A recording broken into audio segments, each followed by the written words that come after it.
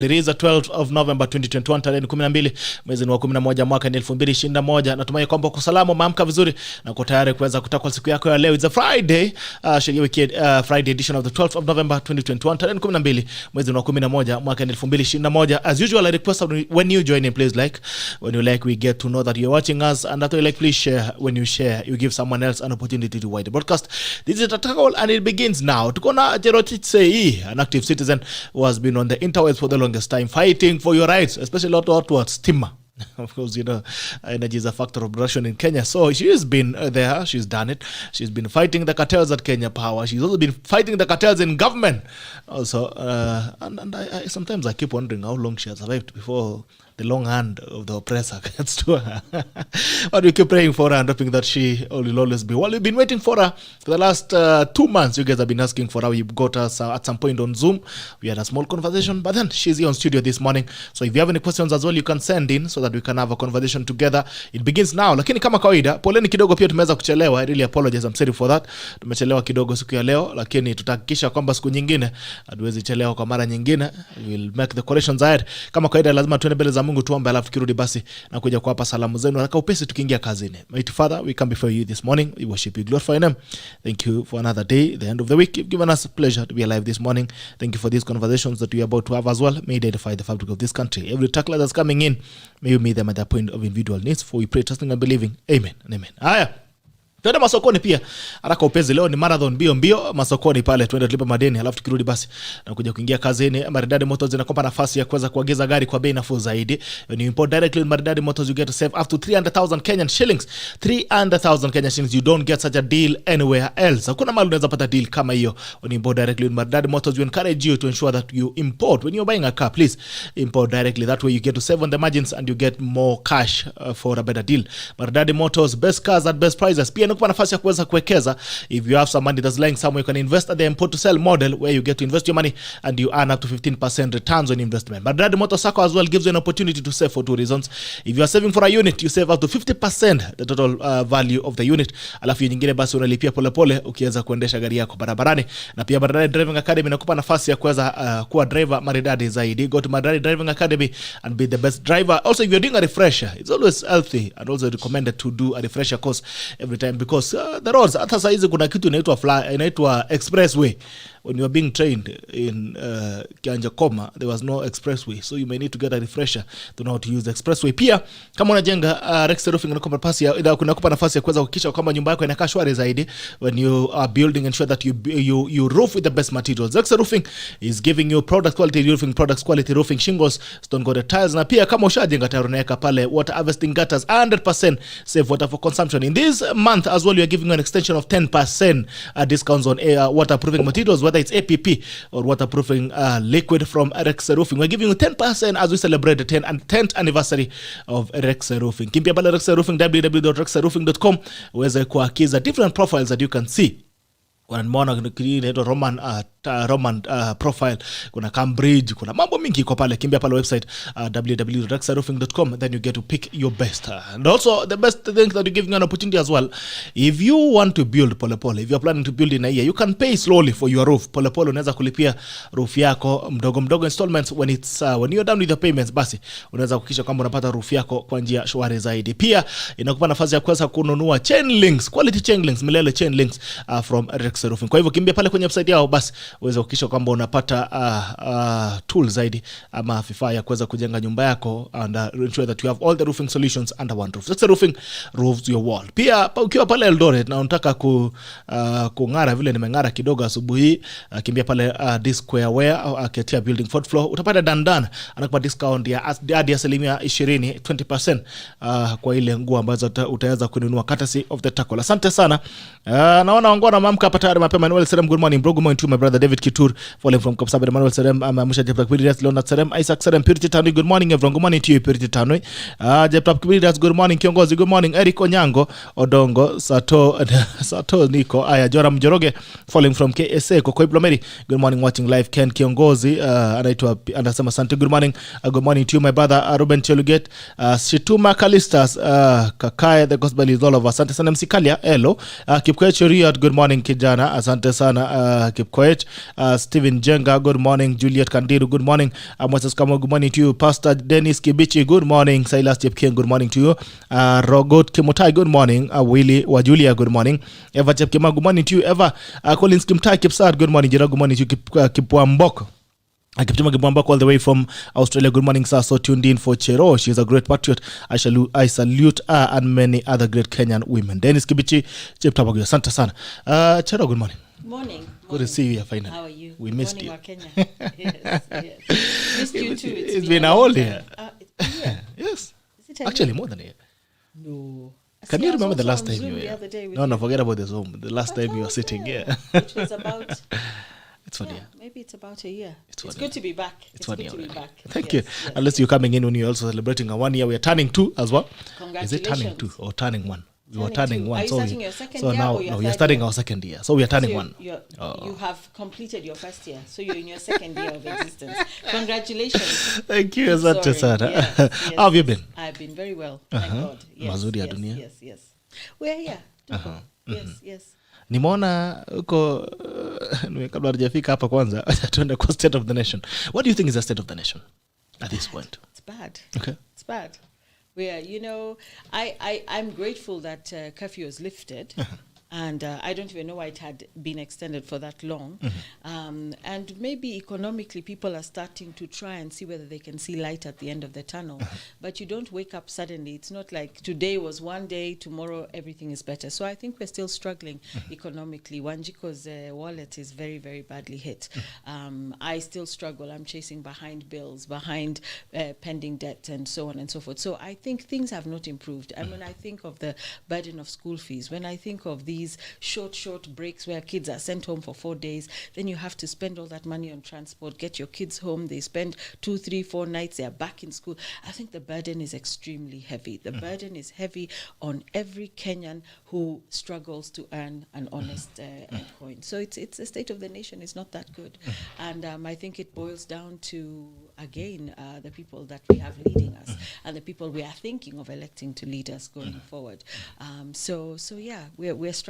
We're not out of the woods yet. Yes. We're still far from it. So you still believe even as we move forward, the chances of the state of the nation continuing to be as it is very high, because you've spoken about the people in leadership already and those we are planning to elect. So the chances of change is very little, in your own opinion. You see, when I see all the campaign trails that are already ongoing and so on, I am yet to listen to a really comprehensive breakdown of what whoever wants me to vote for him or her is going to offer me. And I think as Kenyans, we've gotten used to the idea that manifestos, policies, people selling themselves and what their party is going to do for them when they're in power. We have just decided that those are formalities, that no one even knows what party positions or they make fun of it. So you'll hear people making fun of bottom up, they call it bottoms up. You'll hear people making fun of other forms of, or when Kalonzo Musyoka said in 2 years he'll get rid of debt. So everyone is making fun of everything that every potential presidential candidate or president is bringing on the table. But at the end of the day, as Kenyans, we have not yet made that correct link between the people we have in power and the types of lives that we are leading. I also think that in terms of the types of lives that we are leading, we should therefore be inspired to say, what is my priority here? And is the person who wants my vote working towards that priority, whether it's education, whether it's health, whether it's employment, and so on and so forth. But it's a long process. It's not an event, and we're far from there. We're far from there. So whether we like it or not, right now we're in electioneering mode. So, for example, even when you see Business Daily is talking today about at the cost of electricity, I think the single most important thing for the development of this country, if we cannot afford steamer, there will be no industrialization. SMEs cannot thrive. Domestic consumers cannot run their lives the way they need to run their lives. So instead of focusing on some of those things, we end up focusing on who is on which campaign trail where, who is being stoned where, who is saying what where. So we have forgotten the daily granular things that bother us in favor of now the electioneering that is ongoing. So we can't avoid, and if we say we're not in an electioneering period right now, we're very foolish. We are, and that's the thing that's preoccupying all Kenyans right now. All right. And talking about the electioneering period and the theatrics that come with it, you've seen what happened in Condell, and now that you talked about stoning, You've seen what happened in Kondele the other day. I don't know what vibe it sends around. What do you make of it? Does this sound so familiar to an extent that the threat of it happening, blowing up? Because I was also seeing people saying, well, you've been welcoming you. So, well, why are you doing this to us? It should we also do the same? Does it set the right trajectory as we are towards 2022? I call it the politics of escalation. I mean, I'm hearing that, people orchestrated violence against, so the DP's camp orchestrated violence against the DP's convoy.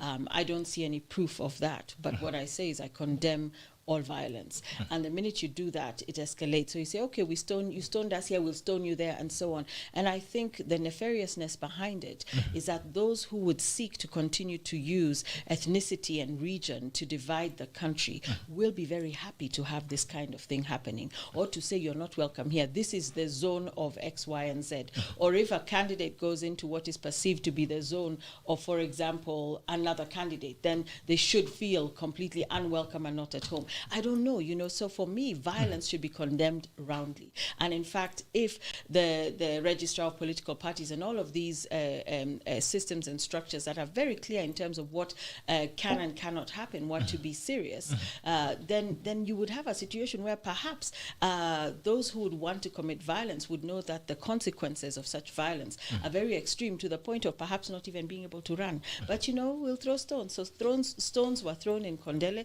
Where's the next place where stones will be thrown? And then next thing you know, it's because this community does not like this community, and then it escalates. It escalates unnecessarily. So I roundly condemn it. I condemn it, and I say, Kenyans, those of us who are being used as pawns in a political game that we do not understand, we should be very careful, because at the end of the day, what happens? These guys go and watch. They'll be watching World Cup together next year in their local. Not even World Cup. They're even watching those games even together. Now they're watching. They hang out. They high five each other. They live in the same neighborhoods. Their kids go to the same schools. They're even maybe in business together. And here we are fighting battles. We are fighting proxy wars, and we are almost hating each other. Yet we should be busy with the business of trying to survive as Wakenya and seeking for a government that will not plunge us deeper into debt, that will reduce the price of our stima, that will make sure that healthcare is accessible, that will deal with the nonsense that's happening in the education system right now, and so on. So we should never forget that these politicians are high-fiving each other in the back. They're friends. At the end of the day, it's never personal, as they say. And they will team up. That's why coalitions will be formed. They will break down. They will come back together again. And here we are taking it personally. I decide I'm never speaking to Gerald again for the rest of my life. Kumbe, the surrogates that we are supporting are busy talking with each other in the back. And talking about politicians and the relationship within each other, I saw an interview, or I actually read an interview by Ida Odinga, and there's something that came out very strongly, and she's saying that the political situation as it is has really strained the relationship between and Mama Rachel Ruto. And you keep wondering, the husbands are running, they are not running themselves. At what point do you inherit political aid? Inherit. I wouldn't say that Mama Ida Minpin is inheriting. I don't quite understand what you mean. I think basically spouses would support their spouses who are running for office. And I think that it is important also for the first ladies or potential first ladies or the spouses of the candidate, whether it's a male spouse or female spouse. If we had a female presidential candidate who had a male spouse who was running, I think it's important for them to continue to send a message of cohesion, because again, if they are all mothers, if they are all potentially first ladies, then there are certain things that they should be looking at that transcend the immediate harsh and hectic politics of electioneering, because we are always trying to look at the greater good for Kenya, for Wanjiko. So there shouldn't be any tension. But she said there is no tension. She said there is no tension. Did she say there was tension? She said that the politics of the day has affected the relationship between the two of them. Well, obviously, but I don't think there's that tension that if they pass each other, they're going to, repeatedly stab each other to death. No, I mean, everyone is sitting in a different camp. But remember how many years ago, just in 2007, Right Honorable Raila Odinga and the Deputy President were in the same camp. Yes. So that's why I say it's always interest that it's the interest changes. The interest changes. So at that point, there was no tension between the two two, or the two ladies. And so interests have changed, political spaces and orientation have changed. But if there was something that once brought them together, which is a common good for all Kenyans, then that should remain no matter what. But of course, we understand that people have to sit in their camps, but yes. But I also would say that media and other spaces should not go out of their way to amplify, exaggerate, trigger, instigate these types of things. I don't think that's a very big story. I don't think that is a thing that Mama Ida wakes up thinking about in the morning and goes to bed thinking about. So I think it also behooves the media not to amplify or exaggerate it, because yes, if you and I have some tension, it's not the thing that will drive us for the rest of our lives. Maybe it's a political party tension, maybe it is the principles, but let's not over focus on that. I would say. Yes. Edwin Juma, you can see on YouTube. Thank you so much. Good morning. Sama Cherotich Mjambo from Muscat. Happy anniversary. Asante sana. Now, another thing that happened. From where? Muscat. Ah, good. So there's something that happened this week as well. Chile has voted, the Parliament of Chile has voted to impeach its president over the listing in Pandora Papers. The president of Chile was mentioned in Pandora Papers, where our president as well was mentioned. And when he was mentioned, he was away in America, and he told us, when I come back, I'll give you guys a story, because this thing will anyway, what goes on here? I almost want to imagine that the president's middle name is impunity, because we have a situation where he promises, he has been promising us from the SGR days all the way to Pandora Papers, I will share the contract with you, I will tell you more, I will tell you more. As Kenyans, I want to kind of backpedal and say we are often mocked for being keyboard warriors or people who fight on social media. We do make a big difference, and we do impact what happens. And I suppose what happens is, even as we are pushing for accountability on the part of the president, we reach a point where now he looks at us and says, so, utadu? Utadu? I have not told you anything, and I'm not telling you anything. I'm not interested to tell you anything. What are you going to do? Storm State House? What are you going to do? Arrest me? What are you going to do? So I feel like that the whole lack of communication with the public is contempt, it's impunity, and a sense that if nothing has happened to him so far, why is he under any obligation to tell us how and why? So when I saw that they voted to impeach the Chilean president, I found it absolutely fantastic. I thought that was marvelous. And I said, oh my goodness, I wish Kenyans could get to that. Can you imagine Bunge voting to impeach the president? Can you even, so as Kenyans, we all look and say, here I was a Kani. So because we do that, we have already defeated ourselves. And when we push for accountability, we go only up to a certain point and then we let it go. But it is unethical. It is unethical that our president is listed in the Pandora Papers and fails to address the nation on the same. Somebody was telling me that even the remotest, littlest TV station somewhere in the outback of Australia was talking about the president of the Republic of Kenya, saying he's listed in the Pandora Papers. Anyway, if somebody did an audit of media across the world when Pandora Papers phase 1, because there's a lot more that can come out and will be coming out. When you see the 3 or 4 faces that are plastered across media houses all over the world, our president's face was one of them, and he has no shame. He is not ashamed. Neither is his family and everybody else who apparently is a beneficiary of these offshore accounts. There is a shamelessness coupled with impunity and arrogance and contempt when it comes to the people of the Republic of Kenya. And if the president listens to you, the tackle, which he should, Gerald, I hope he knows we are still waiting for him to address us. But remember, there was a time he was saying lifestyle audit is a must. There was a time he was saying corrupt people, we shall deal with you and don't come to me later on when you go down. We have been living with the rhetoric of fighting corruption, accountability for so many years until we are desensitized. It's almost like that mosquito that's buzzing in your ear at night. You fight it until you say, you cover your head and you sleep and say, I need to get my sleep till tomorrow. But the mosquito is still buzzing somewhere, looking for that opportunity to suck your blood. And that is what happens as taxpayers. Why we should seek ultimate accountability is because if he cannot tell us the source of his wealth, then we can only conclude that wealth came from us as taxpayers. When you look at multi-billionaires roaming around this country today, landowners who own thousands and thousands of acres, or companies or fleets of vehicles, or banking institutions or credit corporations, etc., how did they get there? Who enabled them? Who facilitated the beginning of their business? Who gave them a title deed for 20,000 acres? Who gave them a title deed for 5,000 acres? Why do they own half of the buildings in the city? We need to know these things. Otherwise, as taxpayers, we should understand we're being ripped off, and willingly. And willingly. If people cannot account, if I cannot tell you right now how I bought the dress I'm wearing, what is your conclusion? That did I steal it? Or did I open your wallet to take your money to go buy the dress that I'm wearing? Yeah. So there's a high level of arrogance and contempt for the people of Kenya shown us by the President of the Republic. And he's not the only leader who has shown us contempt over the years. If you go back to previous presidents, previous leaders, they've always looked and said, Mutadu. So it's not that President Uhuru Kenyatta invented impunity. He has just perpetuated it over his. He has wind it. Yeah, he has, and who knows? So I would be asking the person who wants me to vote them in as president, what are they going to do about corruption, and what is the source of their wealth, his or her wealth? So Reuben Kigame, my very good friend who is running, I would want to say, what do you own? How do you own it? How did you come about all of that? Isn't that just normal? Or else if he tells me all kinds of things, I'm going to fight corruption, but I don't know how he acquired his wealth. Same for Right Honorable Raila Odinga if he's running. Any of the OCA principals, Deputy President William Ruto. We need to know.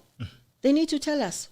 And not at a shell company behind shell company, which is what Pandora Papers exposed. That even if you register, even if I register this bottle here under your name and say it has nothing to do with me, if you open the contract and break it all down, does it come back to me? So it's not about hiding your property in the names of your relatives and your friends and other shell companies. It's about being able to come out to the public and say, this is what I own, this is how I own it. That is a first step for me, in terms of my believing that you're going to be an accountable leader, and you're going to commit to leading an accountable government. Right.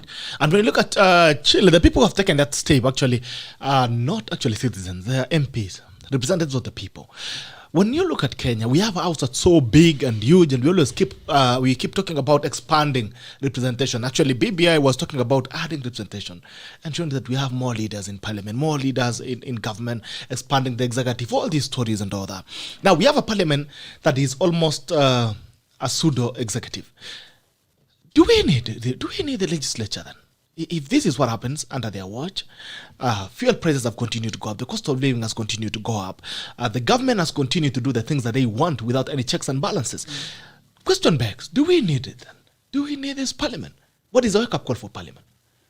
No, we absolutely need a legislature. We need the parliament. We need both houses of parliament. And I'm very glad that BBI fraud collapsed as it did, because those 70 additional constituencies plus this plus that, in addition to the obvious gerrymandering that was in play, was just going to be a heavier burden for Wanjiko in terms of our taxes and supporting what I would still consider today a very bloated legislature. That said, we do need the three arms of government. And if you remember, for the Linda Katiba fight, we said we want to maintain the independence of the judiciary. We do not want this business of an ombudsperson who comes in to police the judiciary from the executive. So we need all arms of government. We need the executive, we need the legislature, we need the judiciary, but we need them to work. So for me, what has happened just broadly, because I know some excellent legislators, I really do believe that there are some excellent ones out there. I've seen some of the bills that they have pushed, that they have sponsored, that they have pushed through parliament. But by and large, the general idea we have of Bunge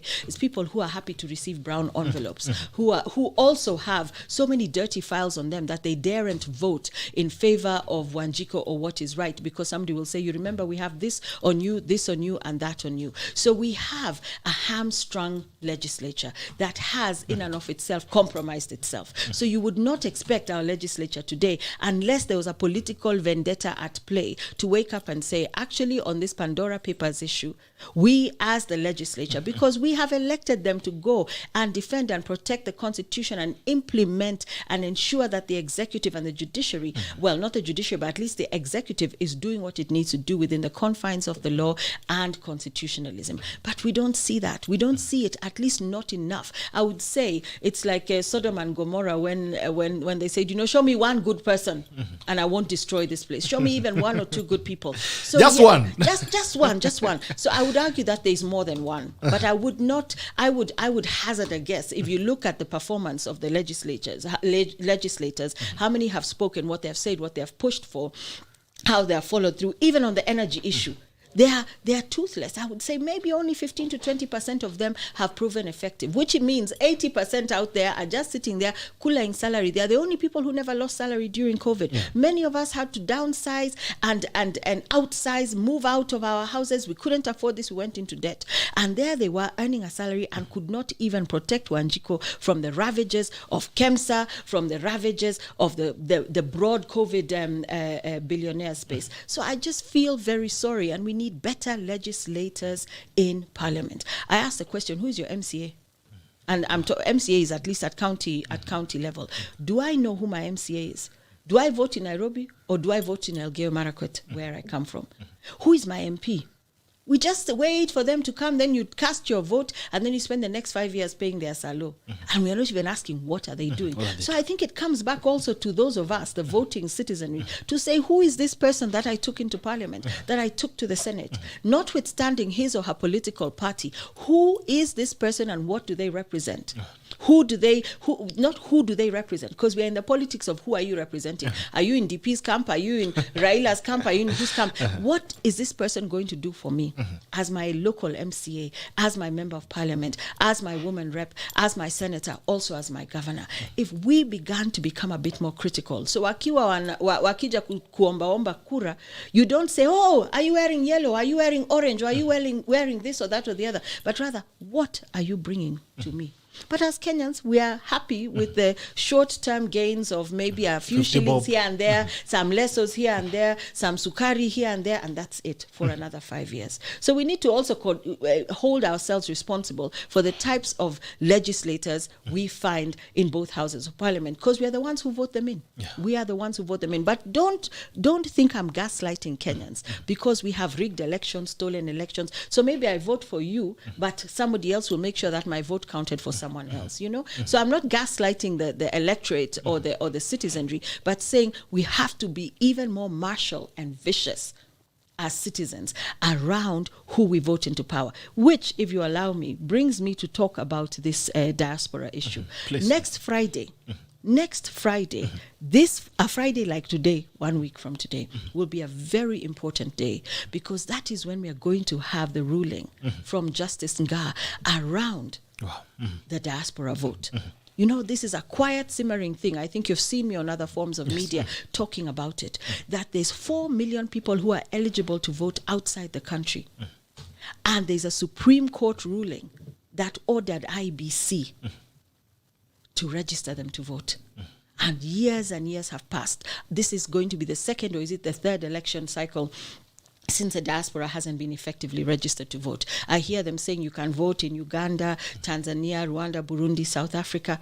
But is that the only place where we have our 4 million Kenyans out of the country? They are all over the world, and they are not allowed to vote. I think sometimes that if we were able to allow, or if we have a ruling that is in favor of the diaspora vote, and no one is doing Kenyans in the diaspora a favor, allowing them to vote. They are Kenyan citizens. They send trillions of shillings in remittances back to the country over the years. And they have a right to their franchise. They have a right to vote. And if they were part of the voting public, I really think, and I'm not making them a homogenous group to say they will all think the same and do the same thing. I'm sure people out there are still influenced by their own biases, their own views, their own political orientation. But we need that 4 million strong voice added to the voices here in Kenya. Maybe we'll begin to see a difference. If the Muguga vote, the by-election, was determined by 27 votes, imagine if you had 4 million additional Kenyans able to vote. And I always say, diaspora hawapendi ujinga. They work very hard. They are taxpayers in the countries where they work, whether they are blue collar, white collar, whether they are students, they work very hard and they send a lot of money home. So we want their money, but we don't want them to vote. So next Friday, let's listen out to see where Justice Nga rules. And if that is the case, IBC has no option but to register the diaspora to vote, or else next August election could be declared invalid. Null and void. Null and void. Null and void like BBI, like the BBI fraud. Null and void. You mentioned Yes, that yes. our Pendi Ujinga. Would that be the reason why they are not being allowed to register? Because I was hearing a very interesting conversation with politicians. I tend to hang around politicians most of the time. And you find that the incumbents are finding it very difficult to mobilize young people to vote. And they're saying that the new voters are the ones who are going to send you home. Could that be the same reason why they're ensuring that diasporans don't you register? have hit the nail on the head so seriously. You don't want people to vote who will send you home. You know, I also scanned, I haven't read it yet, but I saw one of the dailies, the headline has fantastic photos of young people coming out, saying we are coming out to run, we want to be voted in. You know, it's as scary as the idea of young people emerging to say, I'm running for woman rep here, governor here, senator here, etc., etc. They don't want the diaspora to vote, because they will actually be forced to seek the diaspora vote, not by saying, we don't like Raila Odinga, or we don't like William Ruto, we don't like Kalonzo Musyoka, or we don't like Madividi, or we don't like Gideon Moi. That the diaspora will say, please tell us more than that. And I've heard of stories, true stories, where presidential aspirants were hard pressed to explain themselves to the diaspora, because you know they always end up going to the diaspora kidogo. You see them kidogo in Minneapolis, you see them in Dubai, you see them in Sydney, and you see them in Dallas, and then they talk a little bit to Kenyans, and then they go away, knowing full well that these Kenyans are not anyway going to vote for them, or are not going to vote because they're not franchised. So I think it is a very serious strategy to keep 4 million people who might be by and large independent minded from deciding how to vote. And don't forget, they also influence their family and friends back home. So you have family WhatsApp groups, they'll say, this time you need to get an MCA who will deliver what the last MCA promised to deliver and did not deliver. You need the correct MP, you need the correct woman rep, you need the correct senator, you need a correct governor. This is what scares them. But for young people not registering to vote, I think we can nuance it even a bit more, because was IEBC targeting about 6 million? 6.5 million. And right now, where are we? About 1.2. No, they didn't even get They did 1.1 million. Get to a million, I think. So you have to ask yourself, why aren't young people registering to vote? And that's the big question, why? Why are they? Because I think at this point in time, young people feel that politics is not the thing that is responding to their real needs. They are not listened to. They're not. Look at even how we treat young people in the education sector. They are burning down dorms, and we are saying they are criminals. Send them to jail for 60 years. They need to be chapwad. They need to be chapwad vibaya until they learn and they behave themselves better. We have created a space where young people are fodder. They are fodder for demonstrations. They are fodder for caning. They are fodder for poverty. They are fodder, but they are not actively engaged as citizens of this country. And I would tell the young people, and that's why I'm very happy with that headline I saw in the dailies of the young people coming out, also step out and say we're here and ready to lead. Let's not complain that you have 90-year-olds or 85-year-olds or 75-year-olds or even people like me who are almost 50 trying to run for office. Stop complaining also. Find your way there. Let your voice be heard. Otherwise, young people will continue to live on the fringes. But it's a very worrying thing when you have about 4.8 million young people in Kenya who could very well be registered to vote, not registering to vote. That's a very, very serious thing. So if you add the 4.8 million who haven't registered to vote, you add the 4 million in the diaspora, you have almost 10 million wa Kenya who are not engaged. And are not bothered. No. The diaspora is very bothered. So I'm the young vote. The young vote isn't. The young vote. I don't know. What are you hearing? What are you hearing from young people? Myself not being a young person. I don't know, because when you hear about the even we get to hear conversations here about young people, and as well there are a lot of young people here as well. I would want to know, why are you not turning up to register? Why have you refused to turn up and register as a voter? I would want to read your mind, but you've been reading the mind since the drive began, and you've been driving it here as well on people registering to vote, or young people registering to vote, and telling them you are going to determine the direction of this country. They're saying the same old story. You're being told every day you're leaders of tomorrow, you're going to determine this and that, but it never changes. And again, we are at a point where the young people are living on Fuliza and sport pesa, Fuliza and gambling. There's some there's a higher form of hopelessness in terms of opportunity for young people. And I think it's from that point that that the resentment and the apathy is coming from. And they are saying, I mean, what difference does it make if we come out and vote? And the most interesting thing is that the government has not taken any step. Compared to previous years, the government has always led a discussion on the civic education or registering as a voter. The politicians as well have stayed away from this drive. There's nobody, it's only IBC. And the IBC is not actually well funded to run these campaigns. You realize for the first time, IBC is not running any campaigns. In the previous years, could see trucks moving around, road shows and all that. They have stayed away from it. But anyway, back to the issues of young people. What I've been picking is some level of, then what? Okay, we go, then what? I leave my hustle to go and line up and register as a voter, then what? So that what changes? So I wonder, how are we going to address this? Are we going to give opportunities to tell them, okay, fine, we're giving you this? And you look at the policies that are coming up, even the manifestos that we are having right now. It's about a promise of Canaan, a promise of better things to come. Things we've seen before. We saw a Jubilee manifesto that was so decorated, full of promises and all these things that we saw, so colorful. We talked about BBI, the things that are promising right now are clamping back on the same young people. Talk about ELBIS now, a campaign tool, which is a policy issue that can actually be done in an act of government, an act of parliament. So I think for young people, there seems to be a level of, so what? Sure. And that apathy is a very dangerous place to exist as a society. But what you said about the hopelessness, you go to school, you're chapward, you burn or you don't burn dorms, you pass or you don't pass your exams, you get to a polytechnic or you don't get there, you get to university, at the end of it all, what are you, if not a massive population of tamaking young people who don't have jobs? And even when you have jobs, those jobs, as my good friend Mwalimu Wandia Njoya regularly speaks to, these jobs are not dignified. These jobs are not jobs that take us to the next level of our actualization. Look at CBC and where it's taking our children. Killed the arts, killed sports.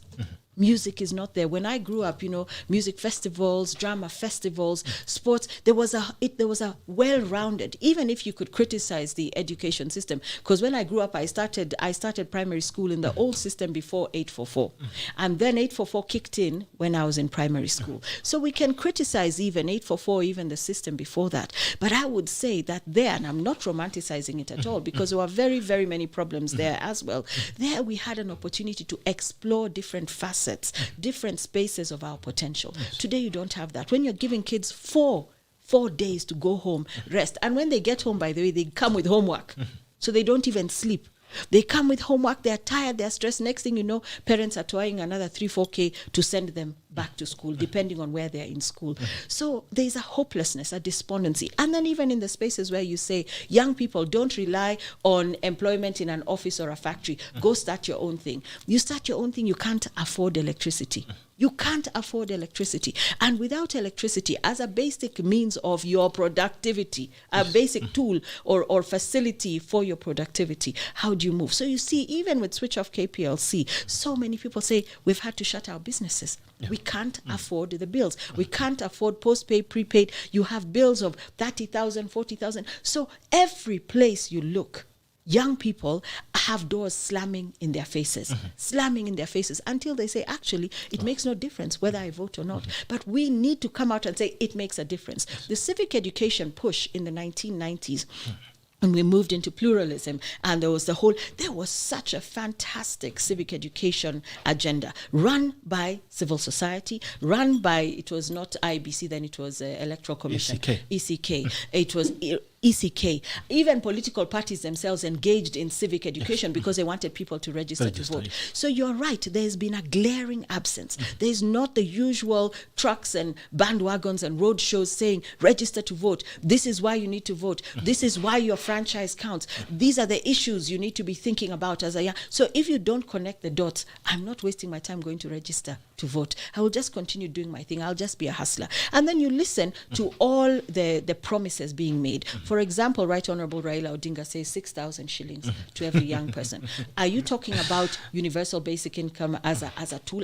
I don't understand. Or then you hear about bottom up, and that we are looking at bottom up economic approaches. So there seem to be wonderful, wonderful carrots being dangled in front of young people. But young people are not stupid.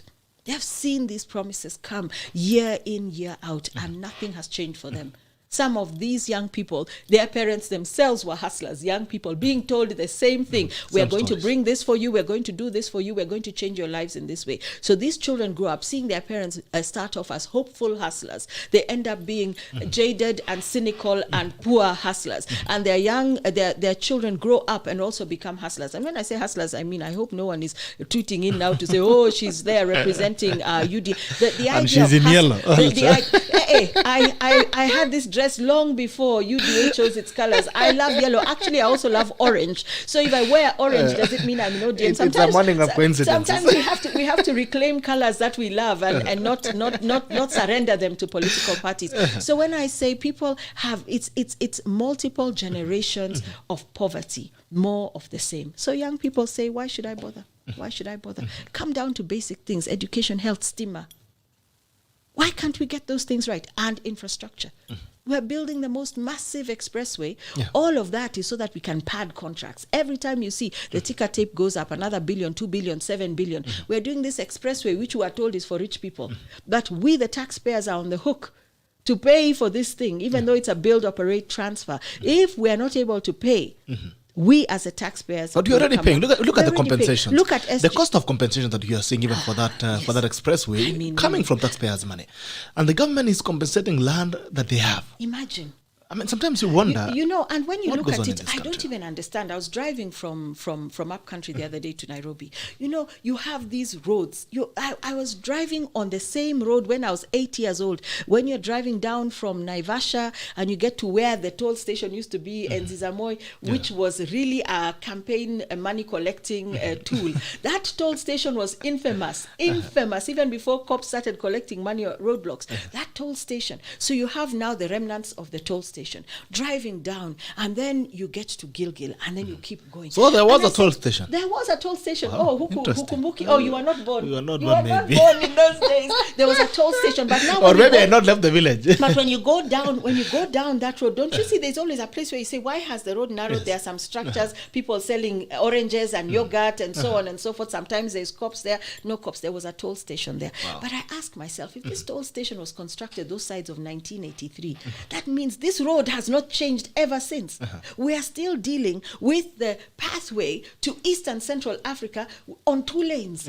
That's why people die on the roads. But you'll have a big expressway in Nairobi, a big expressway, but you get to Udhiru sides, the road tapers. Has disappeared. You get to Athi River, you get to the airport side, the road tapers off. So at the end of the day, you're still funneling people, and then putting them back into narrow arteries. So we're not even dealing with the traffic. You're not fixing it. We're not dealing with congestion. You're just making it easy for some rich people who can pay, was it 400 or 500 to cross 600. to 600 to go from JKIA quickly to Westlands. We're just they're paying for that, but the rest of us will still struggle. I was reading, and I forget the statistic right now, that there are more, if you look at Germany, per 1,000 people, there's 570 vehicles or something. In Kenya, it's 70-something vehicles. I apologize if I don't have the stats correct. And the point is not that we have too many cars on our roads. The point is planning.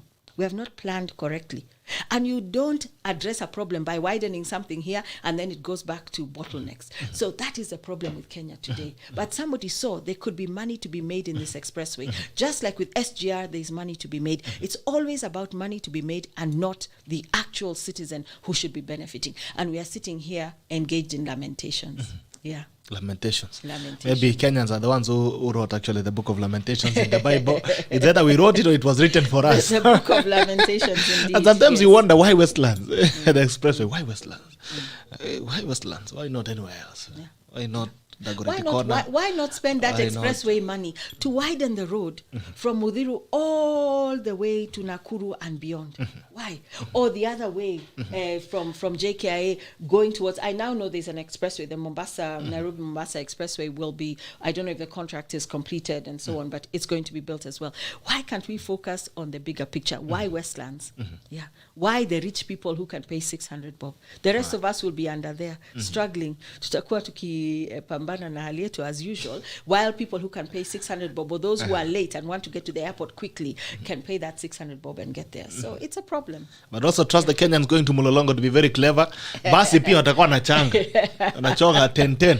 Najua 600 wanaingia express. Wanaingia. And it will annoy people because they were not expecting to see matatus up there. So it's transferring the problem. So it will annoy the guys who were told it's a preserve for them. Yeah. And I would also want to hear from you guys. Why do you think the young people are not turning up to register as voters? Collins Gibet, good morning, evening here in Washington State. Good to see you, my brother, all the way from Washington, D.C. Mungai Kato, good morning to you, Mheshimiwa Emmanuel Billy Kiblagat. Good morning, watching live from 004. Mungai Kato, good morning. Festus Kanda, good morning to you, bro. Watching live from Uhuru. Stephen Karodas, CIC Plaza, Apail. Councillor Tarus, good to see you. Kim Taivini, Kim Sang, good morning, Chairman, Kazi bro, Sante Sana. Dr. Collins, good to see you this morning. Steven Jenga, Kim Sang, happy first anniversary, Sante Sana. Kim Sang Prince, na kuona Ezron Benz anasema I always follow your updates on your page channel, and also Jamboke, thanks for fighting for ordinary Kenyans. Thank you, my brother. Joshua Kiembai, Kevin Kiprop, morning tackle, T-Rob Felix, following getting you loud and clear from Kikuyu town. Irene Wanjiku, on a Meita charity Kihika. Jane Mumbi, Bitok mwambia mgeni amsalimia mzee SEII, he got vindicated on BBI. And yes, we yesterday here, the first time when he he was here. Yes, we yesterday. Okay. This is where he finished BBI. Yeah. Yes, this is where we had very hot debates with my dear father, who I respect and love a lot. And when I saw him joining the task force, I'm like, hey, a guy, what are you doing? What's up? What's up? You cannot. Can't you see the hoodwink for? But and listening to him, really, the members of the task force believed that they were doing something wonderful for the people of Kenya. And they did go, because he sent us selfies. He even learned how to do selfies. They went all around the country and collected views. But the disconnect happened when those views collected were brought. And then there was another team of experts that then came up with an amendment bill. And that's when he said, wait a minute. This amendment bill does not speak to the views that we gathered on the ground. Whether we agreed with the views gathered on the ground or not, there was a big disconnect. So I was very, very proud of him and very happy when he gathered the courage to say, actually, this is not what we went for. In fact, on the ground, people say, do not burden Wanjiku any further. So 70 constituencies, sijui this, sijui that, expanded executive, bloated legislature. That's not what Wanjiku asked for. Yeah. So I didn't know he was here. I don't know. Was here. I missed it. I'm sorry. This is the first place. I'm going to go to the archives and watch him. This is the first place he came. It was a year ago, and he spoke to the issues of BBI, and it was very bold. And they say an apple doesn't fall very far from the tree. Maybe that's agreeable at this point. So this is where he said it all. He spilled all the beans on BBI, and as it is, the BBI now turned out to be null and void, and it gave it a lot of credibility because these are the people who were making it. And he was pointing out real issues on the BBI document, saying, "This we didn't hear this. Where did you collect this from?" BBI was a political hoodwink, a Trojan horse from the very beginning. And I would also want to ask the young people who are not registering to vote, and all those who are registered to vote, and the diaspora who we believe and hope will be allowed, or will finally be given the opportunity to register to vote. We have to ask ourselves the question.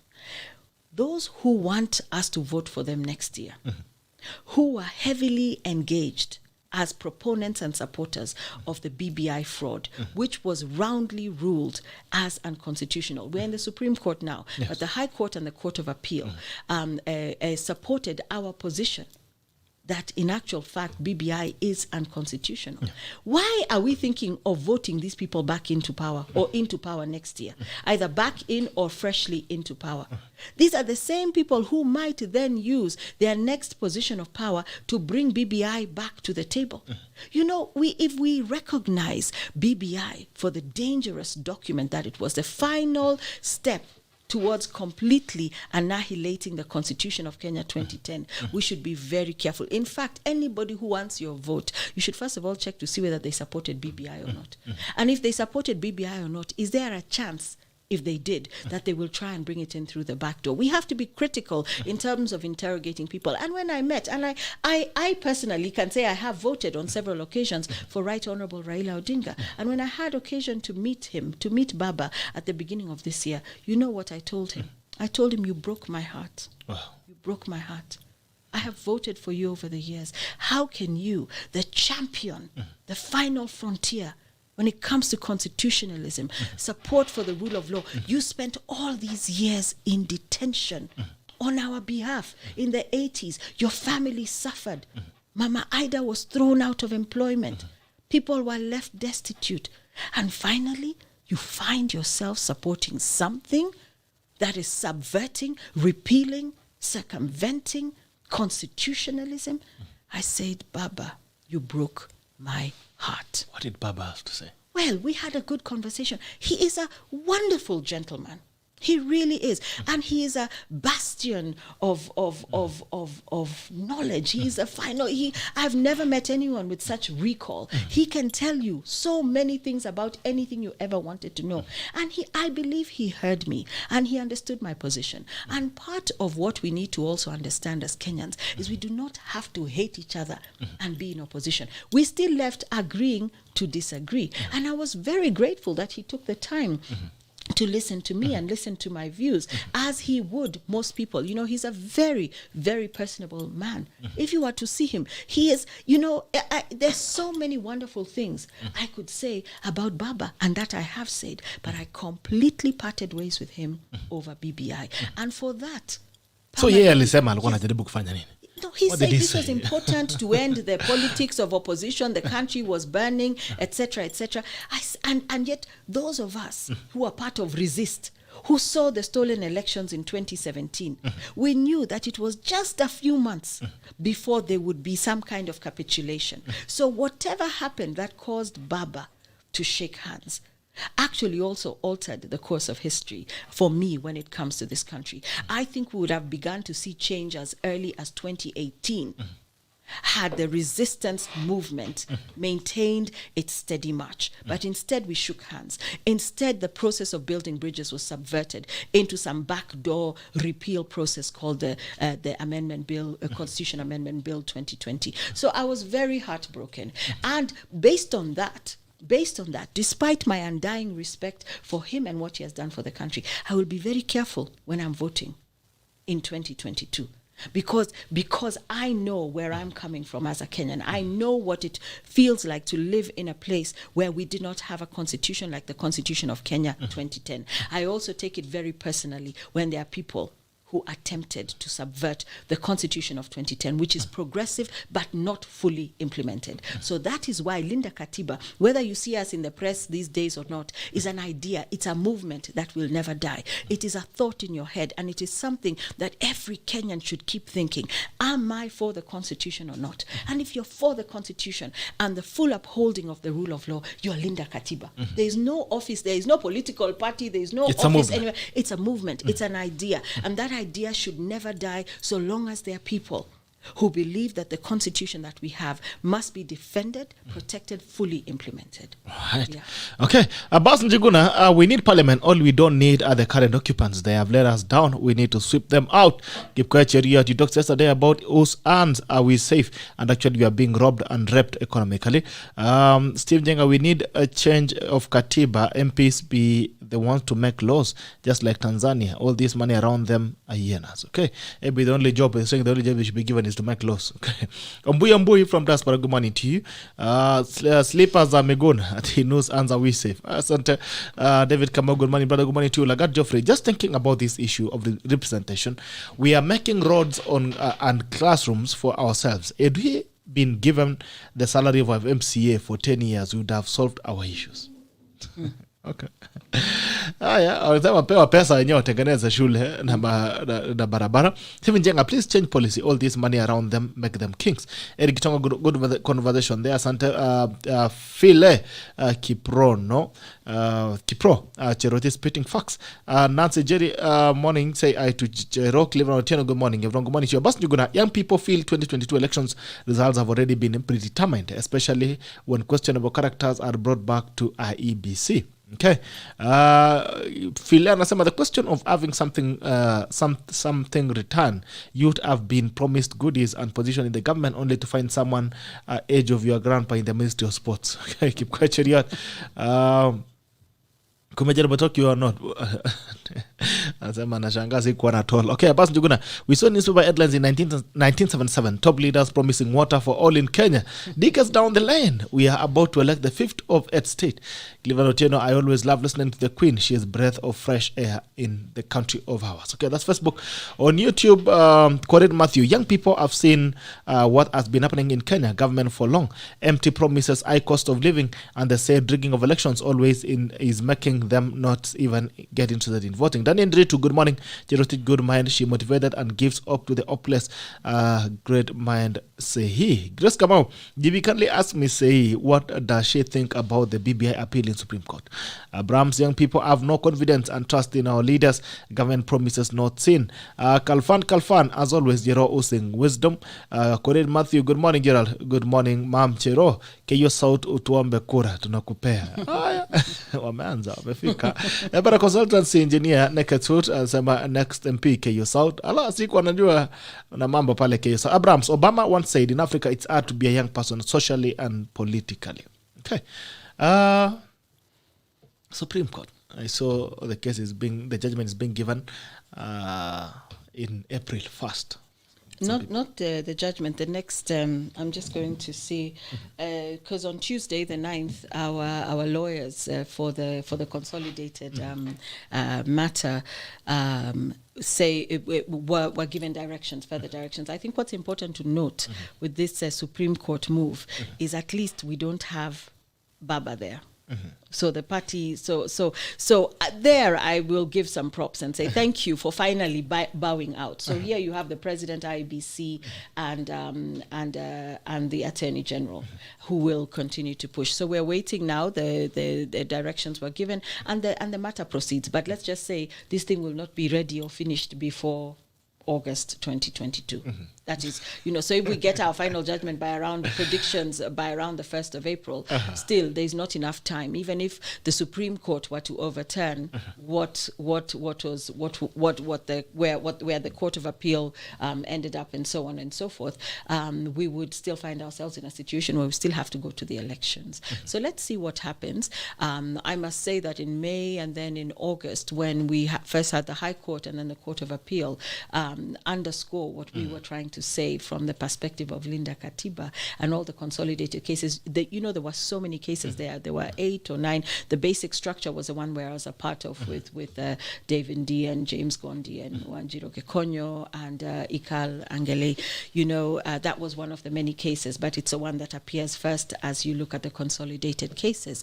We were so gratified. We could not believe it, and we were so grateful. It actually gave me hope and reminded me, and I hope it reminded many Kenyans, that we as people, however small we are made to think we are, have power. The power lies with us. You cannot be run by a group of 200-300 people. We are 50 million strong, and the power is with us. And if we say we are defending our constitution to the very end, we are going to defend it. And I hope people felt hope. I felt a lot of hope. So even as we go into Supreme Court, I won't, delve into the details of it, because now this matter is underway.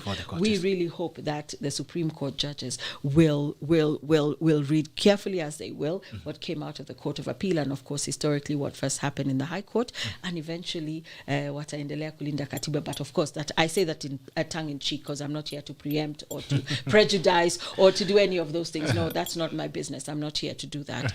Yes, but I think let's wait and see. So by April next year, we will know. We'll know. But I welcome it, because rather than having stopped at the High Court, what if the High Court ruling was not appealed? Ingeisha tu pale. I'm glad it went to the Court of Appeal. Equally, I'm glad it's gone to the Supreme Court. Let it run its full... The whole process. Yeah, the whole process. So we will have jurisprudence from the highest court in the land. Even this diaspora vote business. See, Supreme Court declared itself. Yes. So unless you want to say what the Supreme Court said is wrong. So let it go. Let it run its course. And we respect and support and protect the independence of the judiciary, and believe that they will use their expertise to take us where we need to go as Kenyans and advise us as appropriate. So let's wait, April 1, but we hope Linda Katiba will On the continue Fool's to be, Day. will continue to be the thing that is front and center in the minds of all Kenyans. All right. Okay. Yeah. Minister say, Dirito says logged in from Qatar. Eric Socrates, Gerald, kindly ask SEII whether we have any recourse as diaspora, since it's almost clear that we will not have a chance to vote in 2022. I think we started with that. And you're saying you're having a ruling today? No, next Friday. Next Friday. Next Friday, Justice Nga, because this is a matter that was put forward by patriotic Kenyans in the diaspora, who said we cannot keep sitting here. The Supreme Court already in 2015, 2016 said IBC register the diaspora to vote. So IBC, underfunded, underfacilitated, in defiance, whatever reasons you want to give, has not registered the diaspora to vote. And every year they're supposed to submit returns to both speakers to say of the House to say this is where we have reached. We registered in Qatar 400 Kenyans, whereas we have another 350 we need to. They have not been submitting those returns to the speakers of the House. So they are in defiance. They have defied what the Supreme Court of Kenya said, and that's why IBC is fighting very hard. They're also part of this case and saying no. So I would like to reassure my brother in Qatar, yeah. Yes, Dirito is on is in Qatar. I don't know where this gentleman is in. Socrates. Socrates, you call Eric Socrates. I don't know where you are in But my diaspora. brothers and sisters in the diaspora should not lose hope before the ruling has been delivered, because the Supreme Court, unless the ruling is going to say Supreme Court was wrong, and that's why I say this is a very, very serious and important. It's a landmark ruling that will be coming out next Friday, because it has the potential to jeopardize the steady march to August 2022, the potential to nullify the presidential vote. Because if you continue to be in defiance of Supreme Court orders, then what are we saying? That we don't respect the rule of law? We are a lawless country? So people should not lose hope. And if this is ruled in favor of the diaspora vote as is their right, IBC has no option but to begin to register people to vote. From Sydney to Seattle, as I say, from Seattle to Sydney, people should be able to vote. And remember the Kiai ruling, the minor Kiai matter, which said announce results there. Yeah. So this business of saying how would we get results from Tokyo back to Nairobi? As I was even joking the other day, sometimes it will take longer for results to come from Elgeyo Marakwet to Bomas of Kenya than it will from Dallas to Nairobi. Because Dallas, even if you were to physically fly them, you would fly, they would be in Bomas. In 2 hours. While we are still stuck there, Karibu na toll station there because of traffic or a broken down truck. So this idea of announcing results on location, presidential results on location, is something that is very important. And the diaspora should hold on to that and say, come on, what century are we in? Kumbe, we find it impossible to transmit results. We should be able to vote wherever we are. Even this business of saying, come all the way to Washington, D.C., that's rubbish. Who is going to come from Oregon to Washington, D.C. to vote? Who is going to come from Sijui, San Diego, all the way to Washington, D.C. to vote? So we should be able to find innovative ways. If other countries, including South Sudan when it had its referendum, were able to get the diaspora to vote, what is so difficult here? It's political will. It's lack of political will. You don't want the diaspora to vote. And I'm saying diaspora must vote. Whoever they vote for, they must vote. It's their right. It's also like the matter of Dr. Miguna. People are saying, oh, wacha akaika. It is his inalienable right to be in Kenya. And when he comes to Kenya, please have him on the tackle. Oh, well. And don't ask bad questions. You will get it, because you will be actually ask whatever questions, because you will be given facts for free. But anybody who is saying, oh, Dr. Miguna should not be in Kenya, oh, we don't like him, it doesn't matter whether you like him or not. It doesn't matter whether you like me or not. It's about the rule of law. It is a rule of law, and it is my inalienable right as a Kenyan to live in Kenya or live anywhere else I want to live. So let him come back also. When is he coming? On the 16th of November. 16th of November. On the 16th of November. Next week. Next week. So make sure he's your guest here. To talk up, I'll need you to talk to him. You can also talk to him. You just send him a message and say, Daktari, I don't have his number. Send him a DM. He will respond to you. He's a very, very responsive gentleman. But at the end of the day, for me, like the diaspora vote, it is their right to vote. It's not a favor that is being given to you, that is being granted you, that will be withdrawn whenever the political powers that be decide it should be withdrawn. It is your right to vote. And every person in the diaspora should fight and support our 2, 3, 4 shujas who have decided to put their necks on the line on behalf of all members of diaspora. And by the way, do you know members of the diaspora also include even these nurses recently who are being recruited? So maybe you are voting here the last election cycle, but because you have gone to seek a better life out there, and seeking a better life out there is your right. Also, because Kenya does not make it conducive for people to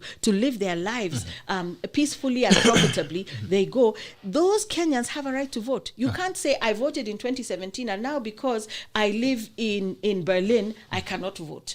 I have to be able to vote. My voter's card there should matter. It should matter wherever I am. So we're not just talking about Kenyans who have been out there for 20, 30 years. We're talking about Kenyans who moved last year, who are just about to leave. They have a right to vote without being told fly back to Kenya. And even if you fly back to Kenya, where have you been registered to vote? This business of you're connected to a polling station, etc., means that even if the diaspora came home to vote, where are they going to vote? You first of all then have to come, take your IDs, do what, endless paperwork, then register, and then say this is my polling station. Then you go back to your country. You keep working, and then come election, you come again to vote. What is that? People should be able to vote in situ anywhere, so long as you're a citizen of this country. Hi, Grace Gamo, thanks GB, and thanks for SEII for clarifying. Asante sana. Aristotle is saying that I'm Eric Karu, based in Germany. The gentleman is in Germany. So you see, I just mentioned Berlin. Wherever you are in Germany, Socrates, you should be able to vote.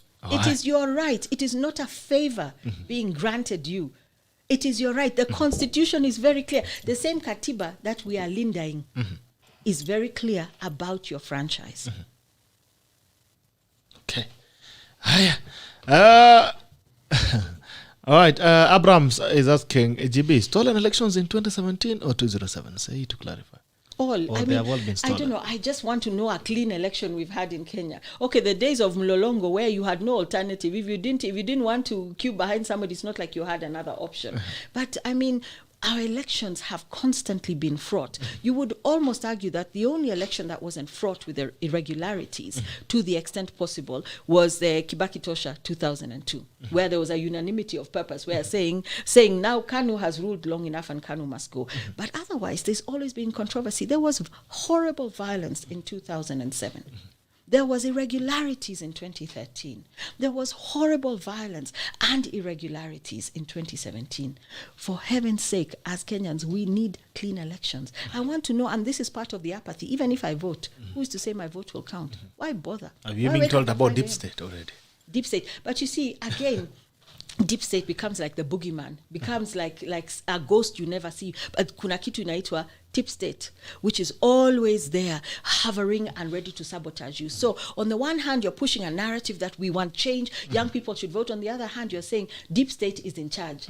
So why bother? We have the deep state this So time. we need to also dial down this deep state narrative, because deep state narrative not only exaggerates and exacerbates the conspiracies that abound, which are, and by the way, I'm not saying there isn't a deep state, there isn't an inner circle of cronies that try to manage what's happening, but we need to dial it down to say deep state notwithstanding.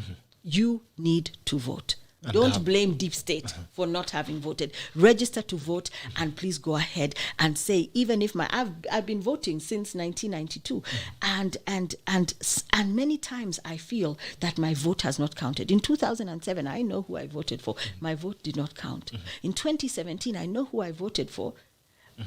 My vote counted in the referendum for the Constitution. For the Constitution of Kenya 2010. That's another election, because a referendum is also an election. Yes, that's another referendum that went, another election that went very smoothly. So I'd say 2002, and then for the Constitution. Otherwise, every time, and next year will be no different if IBC is not effectively capacitated to implement what it's supposed to implement, and B, if the same IBC continues to be compromised or potentially, so I feel like IBC is just not equipped to run this election. They don't have the money, they don't have the political will behind them. They are too puppet-like. They have set a precedent saying we are here to move.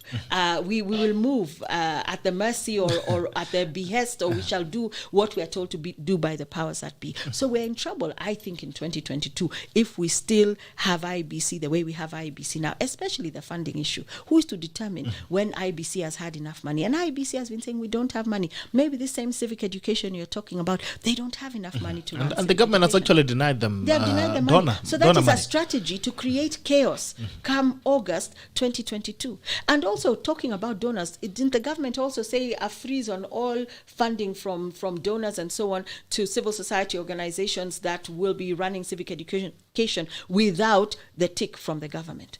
So the government has a role to play, the executive, in terms of hamstringing those who would be in a position to do the civic education required, or for IBC to do the work that it's supposed to do. Give IBC money so that they can finish registering the diaspora to vote. By the way, if that's what they're missing, if they're missing the resources, let's give them the resources to register the diaspora to vote and to register all Kenyans here who need to vote. Yeah. All right. Yeah. Nick Juguna, very healthy listening. I love it. She's a great eye-opener. James Minor, good program. Watching you from United Kingdom. Gerald, Chile president being impeached for being mentioned in Pandora Papers. Kenya ni one, Kenya ni lini. And Kenyans keep saying our prayers are keep being answered elsewhere. Well done, Kirui. Imagine watching live from Kure Soi. But our prayers are being answered elsewhere. That is so funny. Watching live from Kure Soi, Gilgana, Kuru County 7, Jenga Kondela. Issue is now not behind us. Nobody speaks about it. Somebody must stop this. We are walking in a dangerous route. God help Kenya. It's not good.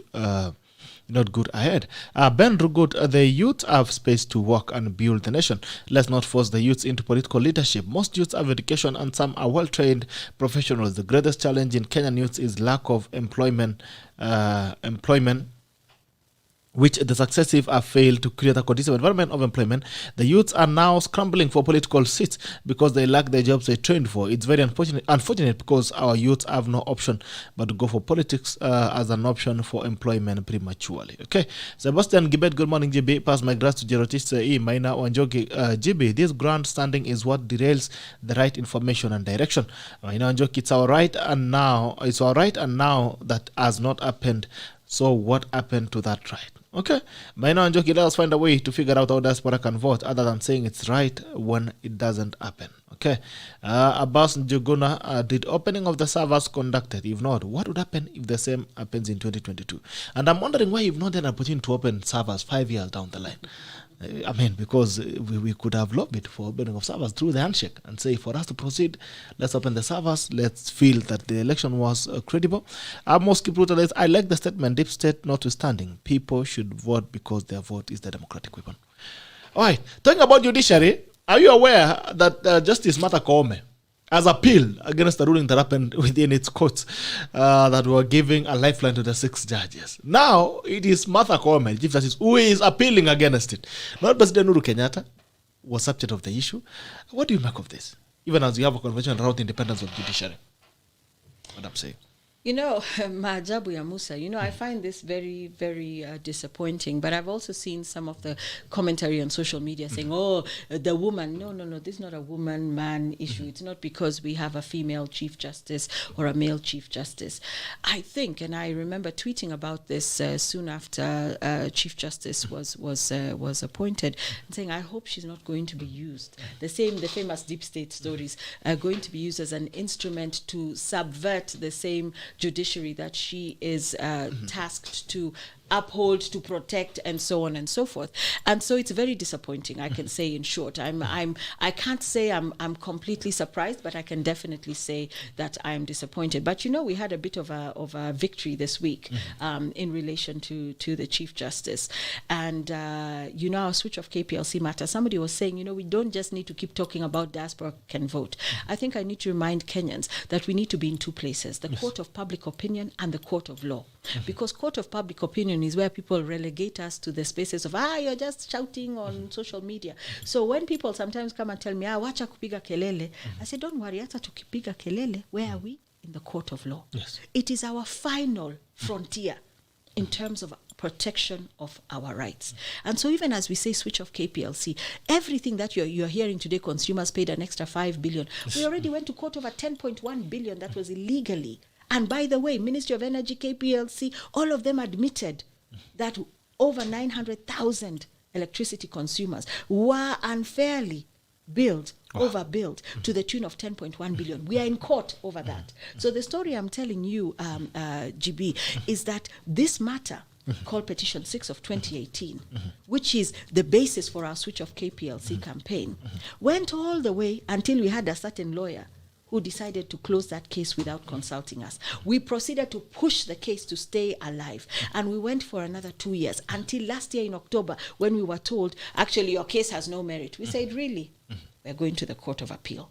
So on the 5th of November last year, 2020, we said we're going to the Court of Appeal, and we filed our notice of appeal. What did we require? A signature, so that the matter can now go, then be given a date for mention. Guess what? 1 year later, we did not have that signature. And we said, this is subverting the cause of justice. Why should it take us 1 year to get somebody to sign our notice of appeal? Now come to the Chief Justice. See, it was just a couple of weeks ago she was told. And she has appealed the ruling that said you must appoint these judges. In less than 2 weeks, she has had her notice of appeal signed. So what is it where some notices of appeal can take over a year before we have to shout publicly on social media for them to be signed? Hers can take 2 weeks. She intervened this week because we had to tweet about it, we had to tag her, and within 1 hour, we had our notice of appeal that took over a year before it was signed. Her notice of appeal in 2 weeks has been signed, and she has now gone to the Court of Appeal. But I find it amazing that she would fight a ruling that told her to appoint the judges as already enshrined or decreed. I mean, I feel like we're going mad in this country. And I'm very disappointed because I have a lot of respect for Chief Justice Martha Koome, who I've known for for decades, actually. And I'm so disappointed that this is the route we are going. So there she is in court challenging the directive for her to appoint judges. Doesn't she want to have a full house of judges? Isn't this what slows down the wheels of justice in this country? I mean, I look at it and I say, the day we truly have an independent judiciary is the day this country will change. And I'm not saying you don't have excellent judicial officers. You have very, very many good people, magistrates, lawyers, judges, etc. They are so good. But some of them are paralyzed. Some of them are held back because of all the undercurrents running. If it takes a year for my notice of appeal for Petition 6, which is around electricity consumer rights, to be signed, that 1 year allows for a lot of mischief to happen. See, that's where people talk. Somebody is bribed, so-and-so is influenced. We are called. See, even we were offered money to tank the case. So we need to also have a system where if you file a notice of appeal, you should not give it months and months and months to allow for subversion to happen and perversion to happen. And ultimately, you're told events have been events have overtaken this matter. Put it aside. How many Kenyans are sitting today waiting endlessly until you think this is how we're supposed to survive? Whenever I go to court for the switch of KPLC matters, Petition 6 and Petition 59, I see elderly people who are there waiting. This is Milimani. And I'm sure if you go around the country, people are waiting. They can sit patiently the whole day. Of course, with COVID, things became virtual, which becomes even more difficult for those who don't have access to bundles, smartphones, logging in, etc., etc. There is something we need to speed the wheels of justice because we have an excellent constitution. Rule of law is in place. We have a country that could protect and can protect all its citizens. So for Chief Justice, I say good luck to her as she appeals the directive that was handed down. And I would also tell her this business of the delays that we continue to see is part of how justice that is delayed becomes justice denied. All right. Now, two things as with the last things. KEMSA, again, has joined other parastatals in the military line. They're on a parade. And then we also have the CSs and politics. And for the first time, the government is so quiet on the participation of CSs and ministers in Kenyan politics, actively participating. Now, KEMSA. Being taken over by the military. Yes. First of all, I would like, for me, as a child of a soldier, I mean, so I'm a military kid. I grew up with a father who was in the military. I would say that I have a lot of respect for what you see within it until the powers that be, deep state in those days, unfairly and dishonorably discharged my father from the military because he wouldn't force my mother to step down from elective politics in 1983. But until then, growing up as a child of the military, you can see why it is an attractive and a seductive argument that military is disciplined, they are organized, we need them. Kenyans should be very wary of the militarization. First of all, it's unconstitutional. Number two, of the militarization of our public services. I even had somebody saying, at this rate, KPLC should be taken over by the military. No! Military is not the solution. Military taking over Kenya Meat Commission, military taking over KEMSA, which luckily we're told, no, are you guys crazy? You know, that's not going to happen. As Kenyans, we should say this is not the solution. But just think back. As Kenyans, we should see the bigger picture. When the military took over county number 47, unconstitutionally so, years on, we're still sitting here being run. Nairobi County is being run. By who? By who? Who is running Nairobi? GB, who is running Nairobi County? I don't know. It's an amorphous thing by the military. They said, I see body, but there seems to be some funny hands all over. Yes, but this is dangerous. This is a dangerous trend. This is a dangerous trend.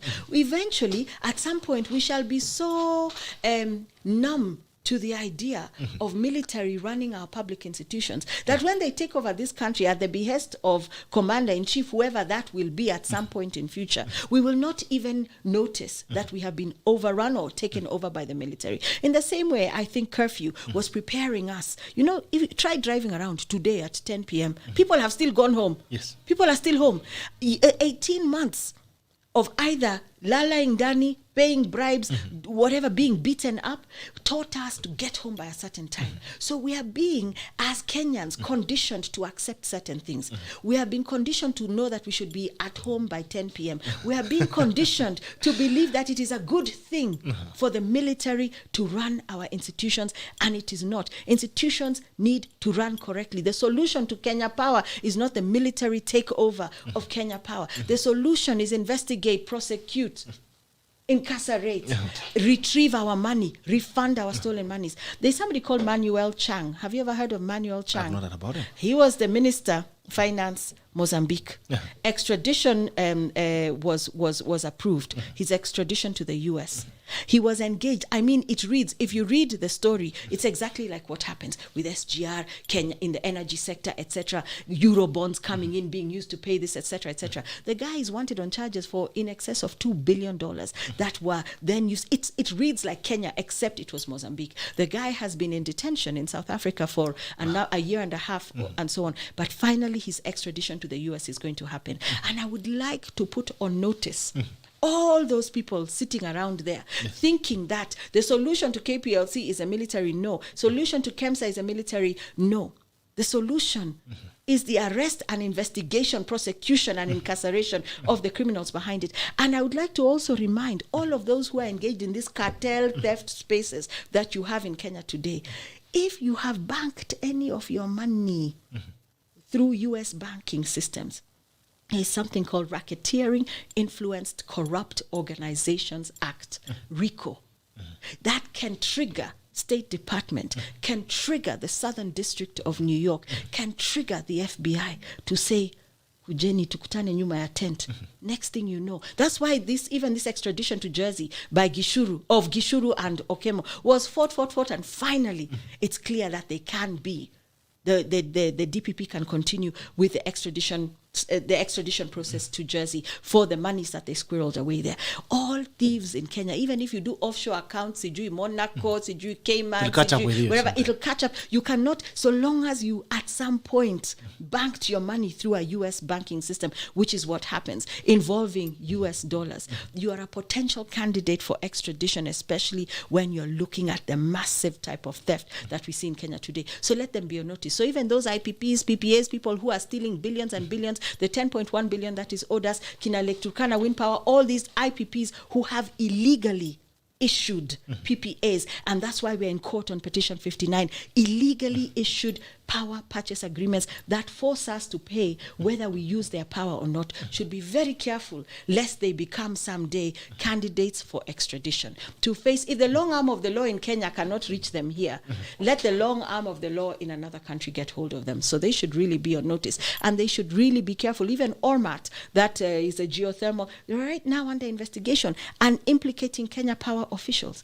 So for me, when we talk here in public and on social media, remember we're in court with very curly, fierce petitions that have the cartels shaking in their boots. That is why you see our matters stretch and stretch. That's why they don't want to sign notice of appeal, because they know that is the place that will cut them on a technicality. Even with BBI, what if we just demonstrated on the streets and never went to court? Yes. Court is a final frontier and protection. That's why we must protect and defend the independence of the judiciary, so that is where we can see how justice is our shield and defender. All right. I'm saying about you can ask a reason why a DPP wants to be kicked out as early as possible. Once a man that we are celebrating new DPP, we're happy is effective. Somehow, now everyone wants to kick him out within the system. Could that be the reason? Well, you see, I think a lot of these things, if you look at the current setup, whether it's a DPP or whoever, it was formed, this whole space was formed when Jubilee was intact. You see, so I think as things, as the threads have begun to unravel and the fabric is frayed and relationships are not, maybe you're having a situation where people are being divided, one side, the other side, because of who brought them or who or where their allegiance lies, and so on and so forth. So I'm not sure why suddenly DPP is not as popular as he used to be. So it remains to be seen. But his business is to discharge his duties with impartiality and full respect to and of the rule of law, and that is what I hope he's doing. And if he's being fought, sometimes when you're being fought, it means you're doing the right thing. Sometimes Especially when you're being Kenya. fought, it is proxy political wars, especially in Kenya. I agree. So I wish him well, and I hope he continues to do the right thing to the very end without fear. We are waiting for the day it spilled the tea. We want the tea. that chai motto, we shall keep it. Yes. Abbas Mbogo, tuned in from City of Nottingham, United Kingdom. Abbas, you're going to look at the sectors being militarized. They are well connected to the big boys. Actually. Kipkweche here at Kani Plus SA talk about CBC. I think we started with the education system. So I would not CBC, you need Dr. Wandia Joya here. And I need to look for next week. Maybe you come and look at again at the CBC. There's something that you mentioned that I think is very profound. The act of social and mental manipulation by government. And there's something I've been observing very recently that's quite interesting. So I have a dog. So this dog, a dog, okay. Yes, I have a German Shepherd, a dog. So this dog, whenever I'm leaving in the morning, I have to tie on a chain that is linked somewhere, so that it doesn't walk out of the gate. She doesn't walk out and maybe run off and all that. So I keep doing this every day. When I get out, I call her up, tie her on the chain, drive out, close the gate, come back and tie and leave. So I don't know what happened sometimes when she was being groomed. She pulled the plug that was holding the chain on the ground. So the chain again is not on the ground anymore. It's not pinned on the ground. So it's just a loose chain. But I never stop doing what I do. So I just call her, put on the chain, and she just sits there. She believes she's chained, but I know she's not chained. So every time I call her, put on the chain, I know it's not pinned anywhere. The gate is open. She doesn't run out. She doesn't move out. But when she is unchained, she always runs out of the gate. So every time I call her, the chain is just loose. Pick the chain. I take it to where it usually is. And she just sits and looks at me as I drive out and come back. And she'll wait, I come and tie her on a loose chain. So I think that's what we are as Kenyans, that we are so used to all these things, and they keep pushing our extremes of tolerance. Our thresholds keep moving. Last time when militarization came, we were so mad. Why are you militarizing government agencies? We want to go and all these other issues. Now we're okay. It's happening now in Kemsa. It's news. It's not news anymore. You're like, oh, fine. Oh, Kemsa. You even have people arguing in favor of it and saying it's not a bad thing. It works. It's not a bad thing. Until maybe someday, the whole government will be militarized and you don't have a voice. Look at the budgets that I was saying they were released the other day, and I recently knew that I just learned that military budgets are not auditable. They're not audited. I saw they have added a budget of 340 billion. on a black budget that no Kenyan is going to audit. Now, let's look at Nairobi NMS, for instance. With all the things that are happening right now, you had any queries about the development going on, the sourcing, the procurement process and all that? Where would we go? Because we can't go to DOD and follow Badi. So where would you go? Say, I mean, if we continue with this thing, at what point will you be able even to hold people accountable, even at your level of activism?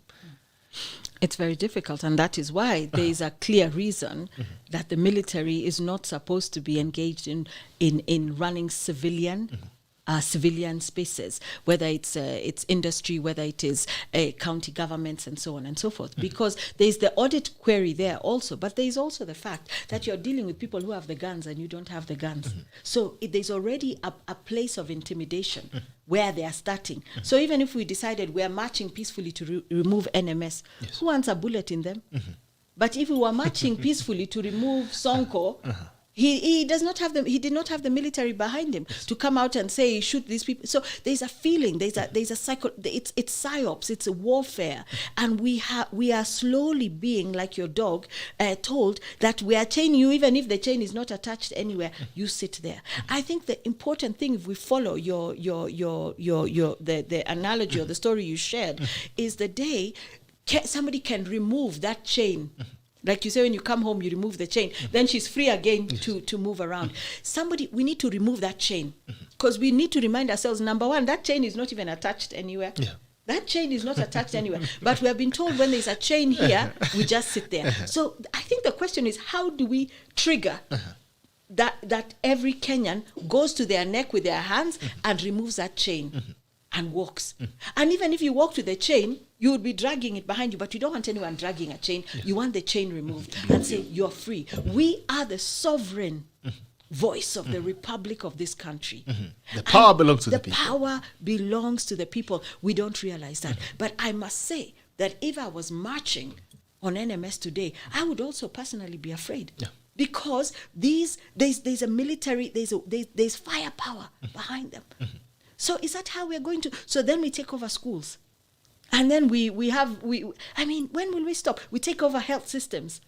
We take over, then before you know it, this is not the Kenya that the Constitution of Kenya becomes a military talks state. About. It's a military state. And so I'm very nervous because come next year, I don't know what's going to happen in August, but if there is a contingency plan to say when Kenyans rise up because of this or that or the other, the military is already well in place. It has been slowly encroaching and we have normalized having the military in our spaces. So when they go cutting trees in Nairobi, I mean, it looks ugly. It is ugly. Nobody can challenge them. Nobody can challenge them. So they can cut trees. They can do whatever they want to do. I mean, the Nairobi, again, if you know my age and know that, then I even came into 844, which means I was in a different education system before 844, and then I transitioned in primary school. And I grew up in many places, but Nairobi was one of the places I also grew up in. I remember in the 70s what Nairobi was like. In the early 80s, the beauty, the trees. I mean, you go on Uhuru Highway and you see every country in the world, every major city, creating ring roads, peripheric, to make sure that people do not interfere. They have even closed off certain parts of their cities, or even tried to drive into London. Do you know what you'll pay in terms of parking? You will pay so much money, they say use public transport. We are trying to keep city centers green. We are trying to protect and preserve the environment. Places that had ugly expressways have demolished them, have demolished them and have made the cities green again. Here we are cutting 40-something, 50-something, 60-something year old trees. Are we crazy? We have gone nuts as a country because we are watching people and institutions destroy our heritage. Every time I go near Nairobi National Park and I see that monstrous white elephant, that is the SGR, the only thing I would do, if I ever was in a position of power and influence in this country, is however many trillion shillings it would take, remove that. remove it, restore our natural heritage. And that said, I was just joking if I was in a position of power to remove that SGR. People were saying, oh, KO, come and run. And somebody earlier had said, it doesn't mean that the pathway in terms of your voice is politics.